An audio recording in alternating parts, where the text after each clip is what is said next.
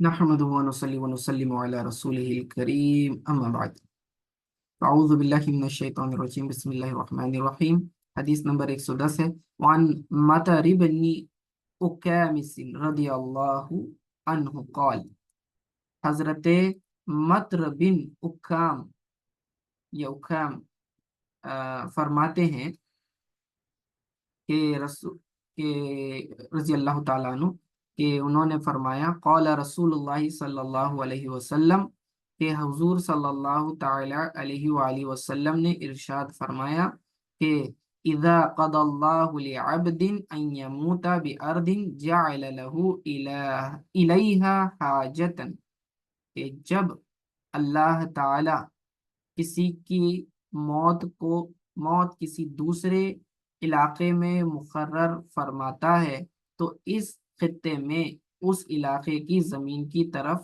اس کی کوئی غرض وابستہ کر دیتا ہے۔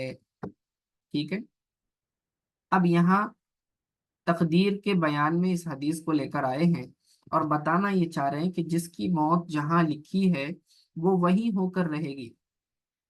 ٹھیک ہے، تو موت کے لیے جو مقام طے ہے تو وہ مقام بدلے گا نہیں، اگرچہ کہ یہ آدمی رہتا ہو گھر میں اپنے ایک شہر میں رہتا ہو اور اس کی موت اگر دوسرے شہر میں لکھی ہوئی ہوگی تو وہ ضرور اسی علاقے میں جا کر مرے گا، اپنے شہر میں نہیں مرے گا۔ تو یہ دیکھا جاتا ہے کہ زندگی بھر ایک انسان ایک مقام پر رہتا ہے اور کچھ ضرورت کی خاطر کسی دوسرے شہر میں چلا جاتا ہے اور وہیں پر انتقال ہو جاتا ہے۔ کچھ خوش نصیب وہ ہوتے ہیں جو حج اور عمرہ کو جو ہے زندگی میں ایک مرتبہ جاتے ہیں اور وہیں انتقال ہو جاتا ہے۔ تو جس کی جو موت جہاں لکھی ہے وہیں اس کی موت ہو کر رہے گی۔ تو بہانہ کیا ہوتا ہے کہ اللہ تعالیٰ اس کی کوئی ضرورت اس کی جوڑ دیتا ہے اس کے ساتھ۔ مثال کے طور پر اگر کسی شخص کو مرنا ہو مکہ میں تو اس کو عمرہ کی وغیرہ توفیق نصیب ہوگی تو وہ عمرہ کے لیے جائے گا یا حج کے لیے جائے گا اور پھر اس کی موت وہاں آ جائے گی۔ تو ایک ضرورت ہو جاتی ہے جس ضرورت کے بنا پر وہ اس علاقے میں چلا جاتا ہے۔ ٹھیک ہے، تو معلوم ہوا کہ ہر شخص کی موت کی جگہ مقرر ہے اور ہمیں ہمیشہ دعا کرتی رہنی چاہیے کہ اللہ تعالی ہمیں بری موت سے بچائے اور اچھی جگہ مرنا اور دفن ہونا نصیب فرمائے۔ اگلی حدیث دیکھیے، حضرت عائشہ رضی اللہ تعالی عنہا فرماتی ہیں قالت کہ قلت یا رسول اللہ صلی اللہ علیہ وسلم، کہ میں نے رسول اللہ صلی اللہ علیہ وسلم سے پوچھا کہ اے اللہ کے رسول صلی اللہ علیہ وسلم، ذراری المؤمنین، کہ مسلمانوں کے بچے کہاں جائیں گے؟ قال من آبائہم، تو آپ علیہ السلام نے فرمایا وہ اپنے باپ داداؤں کے تابع ہوں گے۔ ٹھیک ہے، یعنی اگر باپ دادا جنت میں چلے گئے تو وہ جنت میں چلے جائیں گے۔ فقلت، تو پھر میں نے کہا یا رسول اللہ صلی اللہ علیہ وسلم بلا عمل، کیا وہ بغیر عمل کے جائیں گے؟ بچوں نے تو کوئی عمل نہیں کیا، چھوٹے بچے جو بچپن میں مر گئے تو بغیر عمل کی وہ جنت میں چلے جائیں گے؟ تو قال، حضور صلی اللہ علیہ وسلم نے کہا اللہ اعلم بما كانوا عاملین، کہ اللہ تعالیٰ بہتر جانتا ہے کہ وہ کیا کرتے، یعنی بڑے ہو کر وہ کیا کرتے اللہ بہتر جانتا ہے۔ قلت، پھر میں نے سوال کیا کہ فَزَرَارِيُّ الْمُشْرِكِينَ، تو پھر یہ مشرکین کے بچے کہاں جائیں گے؟ قالا، تو آپ نے فرمایا من آبائہم، وہ اپنے آبا و اجداد کے تابع ہوں گے۔ قلت بلا عمل، تو معائشہ رضی اللہ تعالیٰ عنہ کہتی ہیں کہ بغیر عمل کے، یعنی کہ یہ چھوٹے بچے تو گناہ کا کوئی عمل کیے ہی نہیں، اور اگر ان کے آبا و اجداد مشرکین ہیں کافرین ہیں وہ جہنم میں جا رہے ہیں اور یہ بچے بھی ان کے ساتھ چلے گئے تو یہ تو انہوں نے کوئی عمل نہیں کیا، پھر بھی کیسے؟ تو تو حضور صلی اللہ علیہ وسلم نے فرمایا قالا اللہ اعلم بما كانوا عاملین، کہ اللہ خوب جانتا ہے جو وہ کرتے، یعنی بڑے ہو کر وہ کیا کرتے، شرک کرتے، کفر کرتے، تو وہ سارا کچھ اللہ پہلے سے جانتا ہے، تو اس کا ٹھکانہ اس کے مطابق ہی ہوگا۔ جیسا کہ پہلے بھی گزرا کہ چھوٹے بچے جو نابالغ تھے، ناسمجھی میں فوت ہو جائیں، اس میں مسلمانوں کے بچوں کے متعلق تو اتفاق ہے کہ وہ جنت میں جائیں گے، جیسا کہ اس حدیث پاک میں واضح ہے۔ البتہ کافروں کے بچوں کے متعلق علماء کرام کا اختلاف ہے۔ جو علماء کرام یہ کہتے ہیں کہ وہ اپنے والدین کے تابع ہونے کی وجہ سے جنت میں نہیں جائیں گے، ان کی دلیل یہ حدیث پاک ہے، اور جو کہتے ہیں کہ نہیں وہ جنت میں جائیں گے، ان کی دلیل یہ حدیث ہے۔ آ، اس حدیث پاک کا آخری حصہ ان دلائل سے منسوخ ہے جن میں فرمایا کہ بلا جرم دوزخ نہ دی جائے گی۔ قرآن پاک میں ہے وما کننا معذبین حتی نبعث رسولا، کہ ہم عذاب کرنے والے نہیں جب تک کہ رسول نہ بھیج لیں۔ ٹھیک ہے، تو چونکہ دلائل دونوں طرف ہیں، یس اور نو والے، تو اسی لیے بعض علماء جو ہے خاموشی اختیار کرتے ہیں اس معاملے میں۔ اچھا، اگلی حدیث دیکھیے، وان ابن مسعود رضی اللہ عنہ قال قال رسول اللہ صلی اللہ علیہ وسلم الوائدۃ والموعودۃ فی النار۔ وائدہ ماں کو کہتے ہیں، موعودہ زندہ دفن کی ہوئی بچی کو کہتے ہیں۔ وائدہ کہیں گے اس میں فاعل بنے گا، یعنی کہ زندہ دفن کرنے والی ماں۔ ٹھیک ہے، کون؟ زندہ دفن کرنے والی ماں، اور موعودہ زندہ دفن کی گئی بچی، فن ناری دوزخ میں ہوں گے، رواہ ابو داؤد۔ تو حضور علیہ السلام نے فرمایا کہ زندہ دفن کرنے والی ماں اور زندہ دفن کی ہوئی بچی دونوں دوزخ میں ہیں۔ اہل عرب زمانے جاہلیت میں اپنی لڑکیوں کو پیدا ہوتی گاڑ دیتے تھے۔ حدیث پاک میں ہے کہ ماں اور بچی کو جو جہنم کہا گیا ہے، اس میں ماں کا جہنمی ہونا تو کفر کے سبب سے، لیکن بچی کس وجہ سے جہنمی ہے؟ اس پر علماء نے یہی فرمایا کہ بچی مشرکین کی اولاد ہونے کی وجہ سے جہنمی ہے۔ یہ حدیث بھی ان لوگوں کی دلیل ہے جو کہتے ہیں کہ کفار کے بچے جنت میں نہیں جائیں گے۔ ٹھیک ہے، اور ایک احتمال یہ ہے کہ وائدہ سے مراد وہ جنانے والی دائی ہے جو بچی کو دفن کراتی تھی، اور موعودہ سے مراد وہ ماں جس کی بچی دفن کی گئی۔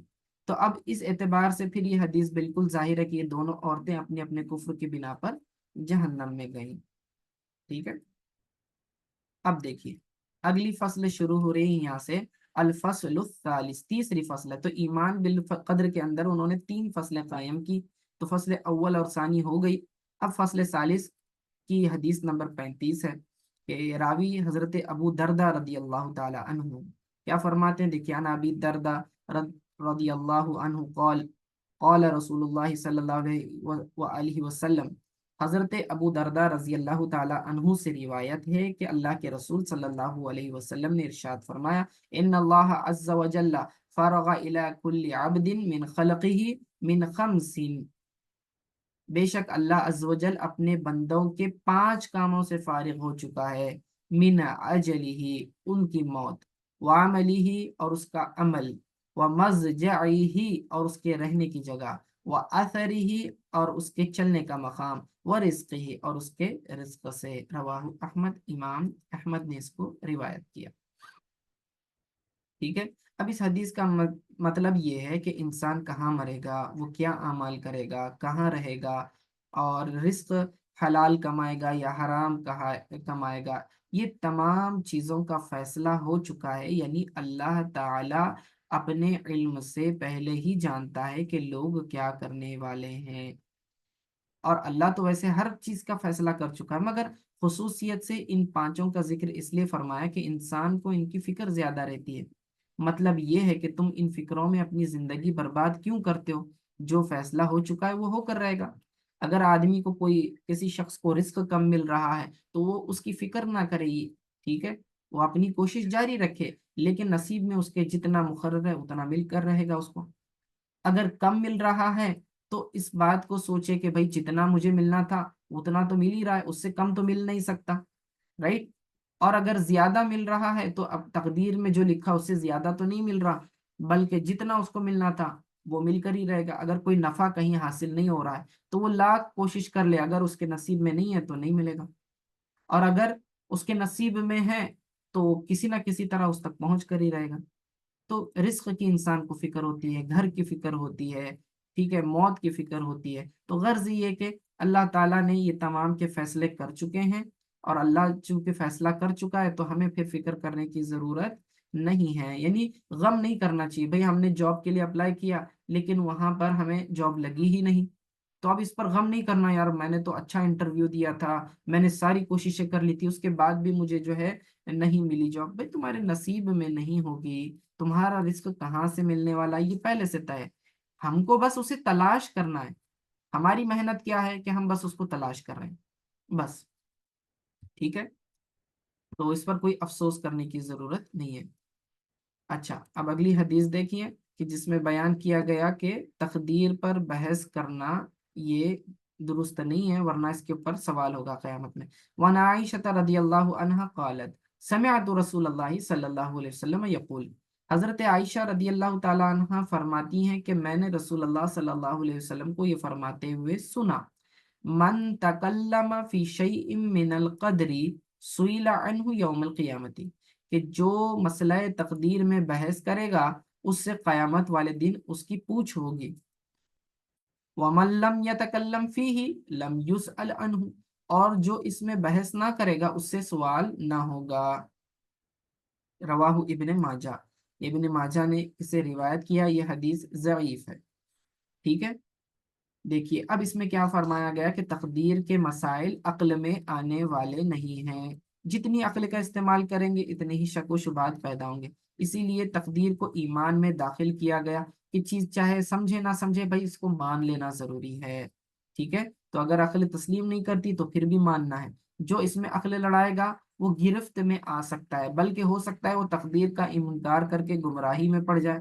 اسی طرح لوگوں کو گمراہ کرنے یا ان کے دلوں میں شک ڈالنے کے لیے جو لوگ کم عقل لوگوں کے سامنے مسئلہ تقدیر کو چھیڑتے ہیں تو یہ جرم ہے، ٹھیک ہے؟ تو اس سے بچنے کی ضرورت ہے۔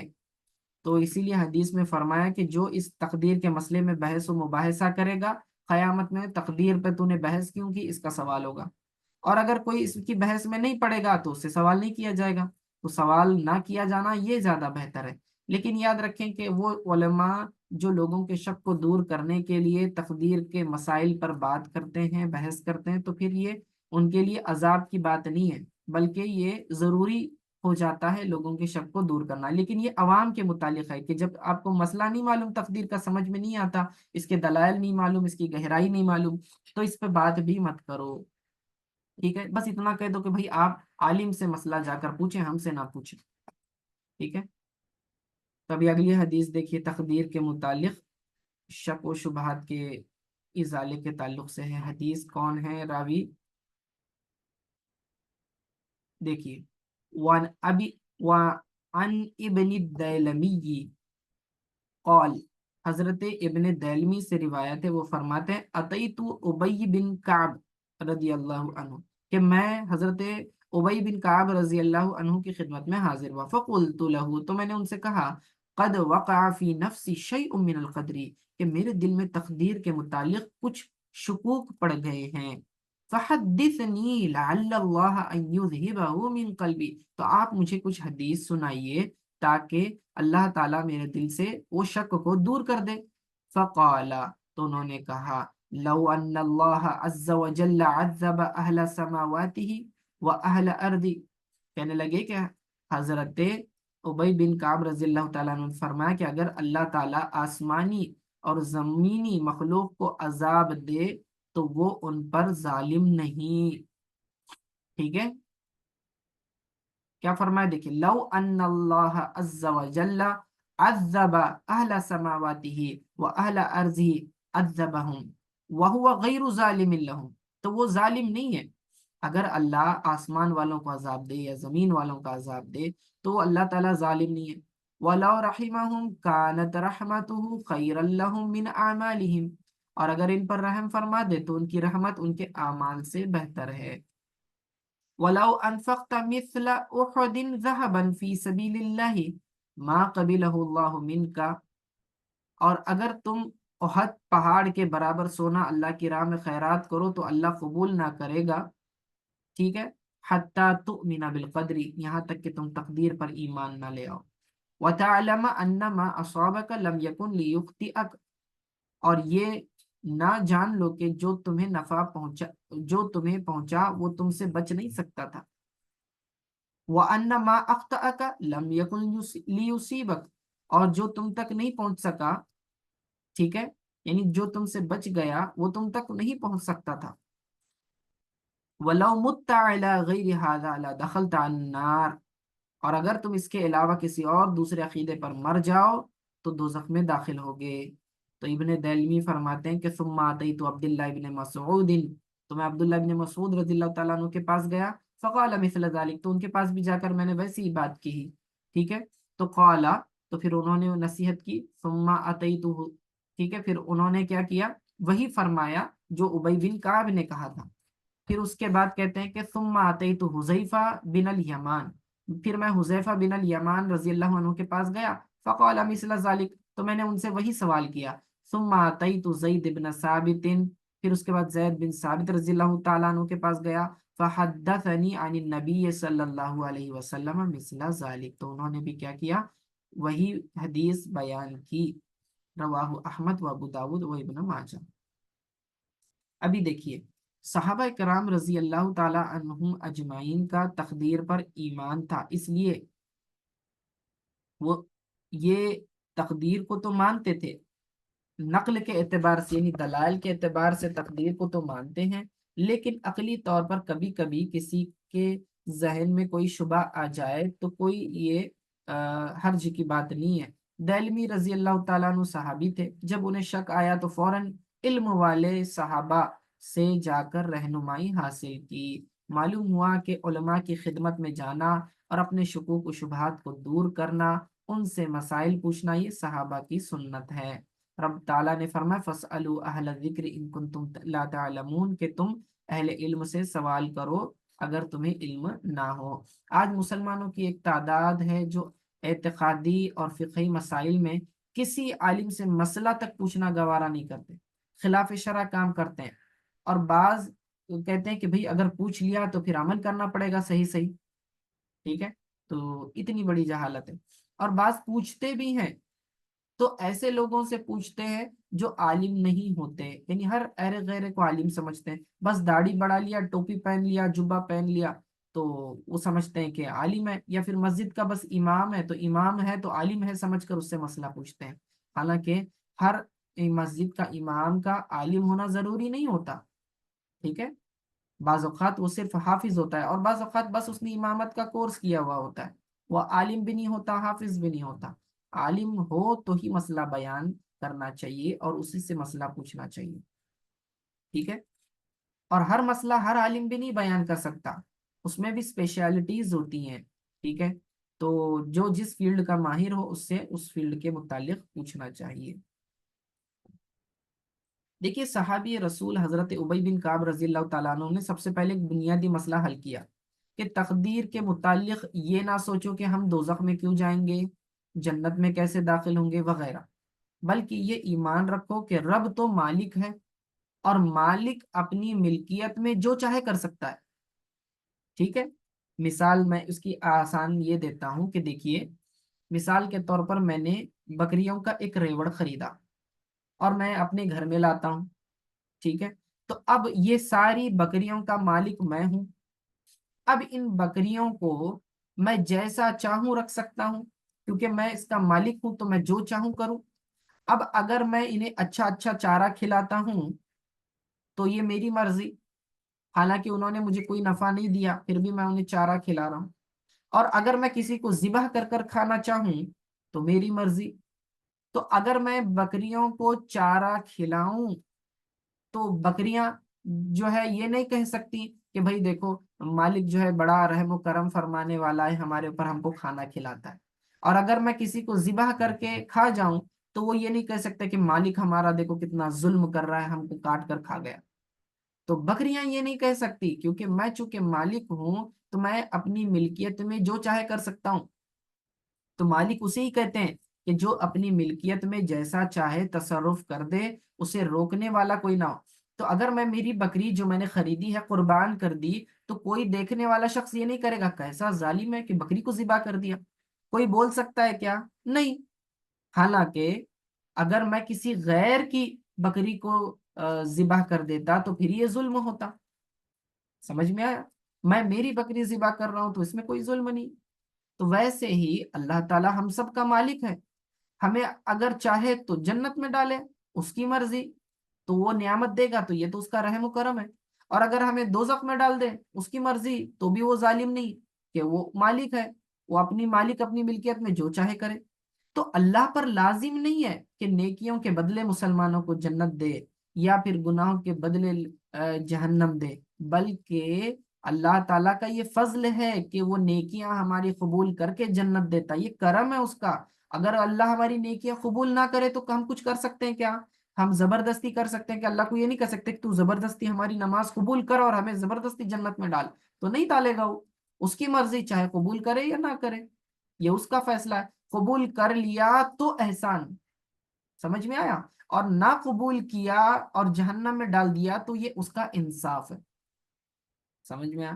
تو اگر اللہ تعالیٰ ہمارے گناہوں کے بدلے جہنم میں ڈالتا ہے تو یہ اس کا عدل و انصاف ہے کہ بھائی جو گناہ کرے گا اسے جہنم کی سزا ملنی چاہیے، یہ تو انصاف ہے۔ اور اگر اللہ معاف کر دے اور جہنم میں نہ ڈالے تو پھر یہ فضل ہے، یعنی یہ اس کا مسئلہ ہے، ٹھیک ہے؟ وہ مالک ہے، جو چاہے کر سکتا ہے۔ تو ہم کوئی چیز لازم نہیں کر سکتے اللہ کے اوپر، فرض و واجب نہیں قرار دے سکتے کہ اللہ کو ایسا کرنا ہی پڑے گا۔ جب یہ پہلے سے اللہ تعالیٰ مالک ہے تو پھر ہم نے اس میں پریشانی ہونا نہیں، ہمارا کام ہے نیکیاں کرنا، اگر وہ قبول کر کے جنت دے دے تو بھی ٹھیک، اور اگر وہ قبول نہیں کرتا تو اس کی مرضی، ہم اس کے اوپر کوئی چیز لازم نہیں کر سکتے۔ تو یہ تقدیر میں جو لکھا ہے کہ جو شخص فلاں جنتی ہے فلاں جہنمی ہے، تو اس سے ہمیں فرق نہیں پڑنا چاہیے کچھ بھی، تو اتنا سوچ سوچ کر پریشان ہونے کی ضرورت نہیں ہے۔ یہ جو ساری چیزیں جو ہے نا اسباب بنتی ہیں، یہ جنت میں داخل ہونے کے، نیکیاں کرنا، نمازیں، روزہ وغیرہ، یہ سبب بن سکتا ہے اللہ کی رضا حاصل کرنے کا۔ اللہ راضی ہو گیا تو پھر بس کافی ہے، ٹھیک ہے؟ تو یہ سارے اللہ کی رضا کے کام ہے، تو ہماری ذمہ داری یہ ہے کہ ہم ایسے کام کریں جس سے اللہ راضی ہو، ٹھیک ہے؟ اور ایسے کام نہ کریں جس سے اللہ ناراض ہو۔ اگر اللہ راضی ہے تو جنت میں ڈالے گا، ناراض ہے تو جہنم میں ڈالے گا، بس ختم بات، ٹھیک ہے؟ اسی طرح مصیبتیں اور راحتیں آتی ہیں، یہ سب اللہ کے ارادے سے ہوتے ہیں، اسباب جو کوئی بھی ہو۔ اسی لیے یہ نہیں کہنا چاہیے کہ بخار نہ آتا تو میں نہ مرتا، یا فلاں شخص کو جو ہے بخار نہ آتا تو وہ نہ مرتا، تو اس طرح نہیں کہنا چاہیے کہ موت بھی اللہ کی طرف سے، بخار بھی اللہ کی طرف سے، تو ہم اس میں کوئی کنٹرول نہیں ہے ہمارا۔ تو یہ مسئلہ بہت ہی نازک تھا، حساس تھا، اسی لیے حضرت دہلمی رضی اللہ تعالیٰ عنہ نے مزید دیگر صحابہ کرام رضوان اللہ تعالیٰ علیہ مجمعین سے تصدیق کروائی۔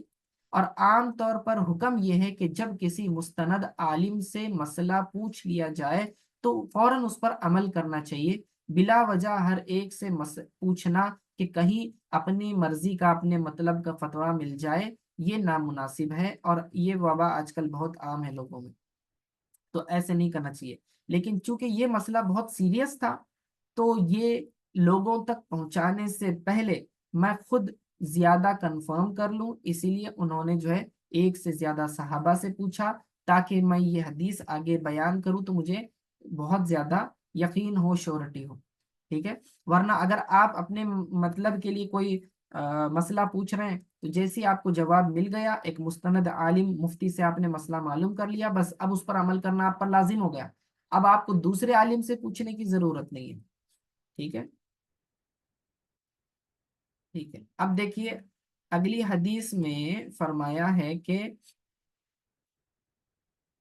تقدیر کا انکار کرنے والا اس کے ساتھ کیا معاملہ کرنا چاہیے؟ وہ ان نافع، حضرت نافع رضی اللہ تعالیٰ عنہ سے روایت ہے کہ ان رجلا اتا ابن عمر فقال، کہ ایک شخص ابن عمر رضی اللہ تعالیٰ عنہ کے پاس آیا اور کہا ان فلانا یقرأ علیک السلام، کہا کہ فلاں شخص نے آپ کو سلام کہا ہے، فقالا، تو انہوں نے کہا انہو بلغنی انہو قد احدث، کہ حضرت عمر رضی اللہ تعالی عنہما نے فرمایا کہ میں نے سنا ہے کہ وہ بدعتی ہو گیا ہے، فَإِنْ كَانَ قَدْ أَحْدَثَ فَلَا تُقْرِئْهُ مِنِّي السَّلَامَ، تو اگر واقعتاً وہ بدعتی ہو گیا ہے تو میرا سلام اسے نہ کہنا، فَإِنِّي سَمِعْتُ رسول اللہ صلی اللہ علیہ وسلم، اس لیے کہ میں نے رسول اللہ صلی اللہ علیہ وسلم کو یہ فرماتے ہوئے سنا، یقول، کہ وہ کہتے ہیں کہ یکون فی امتی، کہ میری امت میں جو ہے او فی ہذیہ امتی خسف، کہ میری اس امت میں دھنسنا ہوگا، او مسخ یا صورتوں کا بدلنا ہوگا، او قذف فی اہل القدری، یا پھر جو ہے پتھروں کا برسنا ہوگا تقدیر کے منکرین کے لیے۔ رواہ الترمذی، ابو داود و ابن ماجہ، وقال الترمذی ھذا حدیث حسن صحیح غریب، یہ حدیث حسن ہے ایک اینگل سے، یا دوسرے اینگل سے صحیح ہے اور غریب بھی ہے۔ اب دیکھیے اس کے اندر کیا بیان کیا۔ اس حدیث میں جو عبداللہ ابن عمر ہیں، وہ بدعتی کسے کہہ رہے ہیں؟ جو تقدیر کا منکر ہے اسے بدعتی کہہ رہے ہیں۔ اس روایت سے پتہ چلا کہ صحابہ رضی اللہ عنہم اجمعین کے دور میں بھی فرقہ واریت شروع ہو چکی تھی، اور بد مذہب جو ہے پیدا ہو چکے تھے، اور صحابہ ان سے نفرت کرتے تھے۔ اور جب کبھی انہیں کوئی سلام کہتا تو یہ پہلے تحقیق کر لیتے، دیکھتے کہ جو سلام کہنے والا ہے حقیقتاً مسلمان ہے یا نہیں، یعنی کہ اہل سنت کے عقائد والا ہے یا نہیں ہے۔ اگر وہ بدعتی ہے، یعنی اس کی بدعت اس حد درجے تک پہنچ گئی کہ وہ کفر بن جائے، یعنی بدعت بہت ساری ہو سکتی ہے، بدعت اعمال میں بھی ہو سکتی ہے، بدعت عقیدے میں بھی ہو سکتی ہے۔ اگر وہ عقیدے والی بدعت میں مبتلا ہے، ٹھیک ہے، یعنی جیسے کہ تقدیر کا انکار کرنا وغیرہ، تو یہ بدعت کیا ہے؟ یہ ایمان سے خارج کرتی ہے، اور جب وہ آدمی مسلمان نہ رہا تو پھر اسے سلام کرنا جائز نہیں۔ اس گمراہی کے سبب صحابہ نے سلام کا جواب نہیں دیا، ٹھیک ہے۔ تو معلوم یہ ہوا کہ اگر کوئی گمراہ ہے اور اس کی گمراہی حد کفر تک پہنچی ہوئی ہے تو اسے بدعتی کہہ سکتے ہیں، اور جب بدعتی ہے تو اس کو نہ سلام کیا جائے نہ اس کے سلام کا جواب دیا جائے۔ یہ تقدیر کے منکرین گمراہ لوگوں کے جو ہے تق چہرے بگاڑ دیے جائیں گے، یا زمین میں دھسا دیا جائے گا، یا ان پر پتھروں کی بارش ہوگی، تو معلوم ہوا کہ یہ ایسا عذاب ہے جو امت کے مخصوص لوگوں پر آئے گا۔ البتہ اس سے پچھلی امتوں پر جو عذاب آیا تھا مجموعی طور پر کلیکٹیولی آیا تھا، سارے کے سارے ہلاک ہو گئے تھے، لیکن اس امت پر ایسا نہیں ہوگا، بلکہ خاص قسم کے لوگ جو خاص قسم کا گناہ کریں گے اللہ تعالیٰ ان کو عذاب دے گا۔ تو تقدیر کے مسئلے میں جو ہے بہت ہی محتاط رہنے کی ضرورت ہے، تقدیر کا انکار نہیں کرنا چاہیے۔ ٹھیک ہے، چلیے بس کرتے ہیں۔ صلی اللہ تعالی علی خیر خلقی محمد وآلہ وصحبہ اجمعین برحمتک یا ارحم الراحمین۔